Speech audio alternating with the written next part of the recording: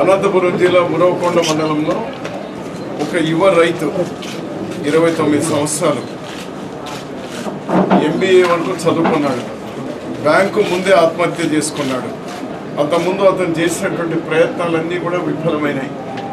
సర్కారు అప్పు మాఫీ చేస్తుందని ఆశపడ్డాడు.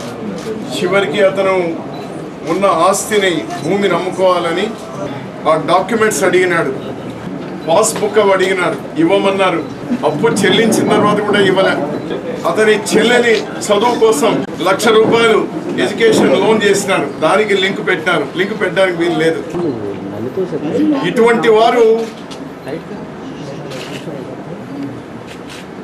లక్షల్లో ఉన్నారు రైతులు రాష్ట్రంలో.